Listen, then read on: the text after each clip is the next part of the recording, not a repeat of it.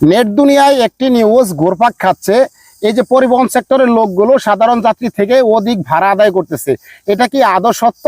ভাই আমরা তো জানি ঈদে ঘরমুখী মানুষের সেবা দিয়ে থাকে পরিবহন সেক্টরের লোকগুলো। আচ্ছা, এই যে শহর থেকে ঈদের আগে গ্রামে মানুষ যাচ্ছে, এবার গ্রাম থেকে যখন গাড়িটা শহরে আসবে তখন কিন্তু খালি গাড়ি আসতেছে। আর ঈদের পরে এই যে গ্রাম থেকে লোক শহরে আসবে, শহর থেকে খালি গাড়ি গ্রামে যাবে।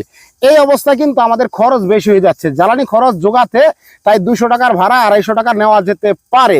আপনাদের মতামতে কি বলা হয় প্লিজ জানাবেন।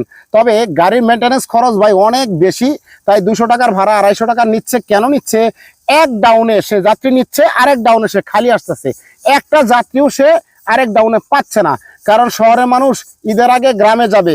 ওই গ্রাম থেকে কেউ কখনো ঈদের আগে শহরে আসবে না, আর ঈদের পরে গ্রাম থেকে শহরে আসবে, আর শহর থেকে কেউ কখনো গ্রামে যাবে না। তো পরিবহন সেক্টরের লোকগুলো তাদের ঈদের কথা চিন্তা না করে, তাদের ভিতরে আনন্দের কথা চিন্তা না করে আমাদের মতো লোকদের সেবা দিয়ে যাচ্ছে। তো এখানে 200 টাকার ভাড়া 250 টাকা আমার মনে হয় দেওয়া যেতে পারে। ভাই আপনার অভিজ্ঞতা কি বলা হচ্ছে প্লিজ কমেন্ট বক্সে সুন্দর ভাষায় লিখবেন। কেউ কখনো ভাষা খারাপ করবেন না। ভালো থাকবেন, সুস্থ থাকবেন। আসসালামু আলাইকুম।